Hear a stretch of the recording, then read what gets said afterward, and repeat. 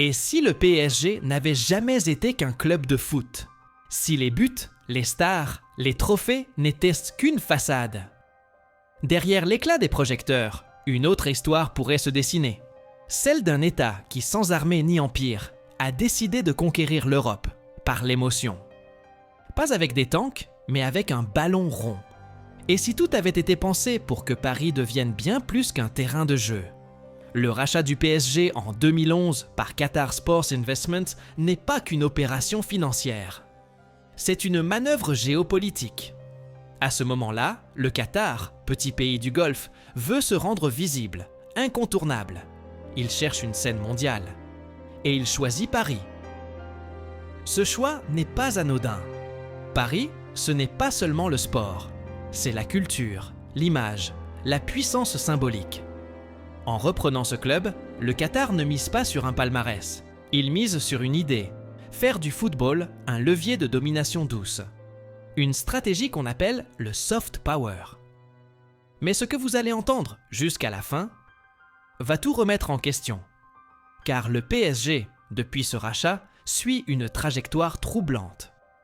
Une ascension spectaculaire, des investissements colossaux, une galerie de stars mondiales. Et pourtant, une chose résiste, la Ligue des Champions.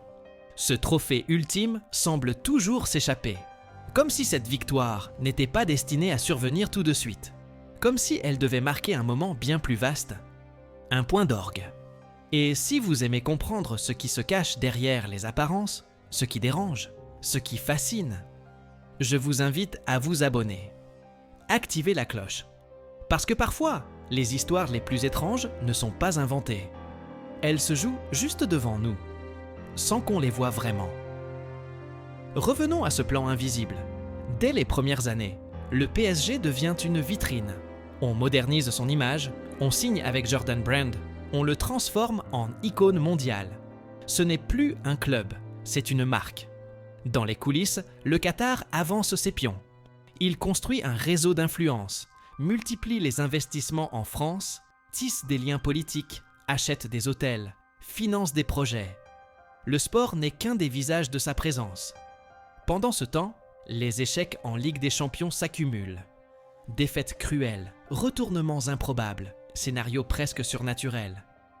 Certains y voient de simples revers sportifs. D'autres pensent que ces échecs nourrissent un récit. Maintenir l'attente, l'attention.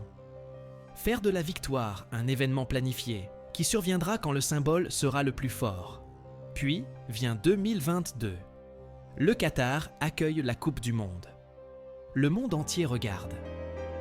Dans ce tournoi, 2 joueurs du PSG s'affrontent en finale, Messi et Mbappé. 2 visages, une même vitrine.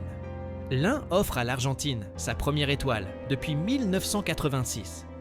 L'autre marque un triplé, une finale historique, portée par un seul club. Est-ce un hasard ou une démonstration? Car au même moment, le Qatar consolide son image mondiale. Malgré les critiques, malgré les scandales, il s'impose. Non pas par la force, mais par le spectacle. Il entre dans les mémoires collectives. En creusant plus loin, on découvre des connexions troublantes. Le Qatar a investi dans les quartiers nord de Paris. Il a signé des accords stratégiques avec la France. Il a tissé un réseau d'influence jusqu'au sommet de l'État. Et dans cette stratégie, le PSG est un vecteur. Aimé du peuple, détaché en apparence du pouvoir, il permet de diffuser un message, sans discours, sans bruit. Le PSG devient aussi un outil de légitimation intérieure. Dans un pays où les droits humains sont régulièrement critiqués, l'image projetée à l'étranger adoucit les angles, fait oublier certaines réalités. Le football agit comme une vitrine émotionnelle. Il attire, il séduit, il fait rêver. Et derrière le rêve, une politique se construit. Et si cette victoire européenne, tant attendue, était justement prévue pour marquer un tournant, un moment de bascule, non pas pour le sport, mais pour le symbole. Le PSG ne serait plus une équipe, mais un récit vivant. Une pièce dans un jeu bien plus grand. Imaginez, la Ligue des Champions enfin remportée par Paris.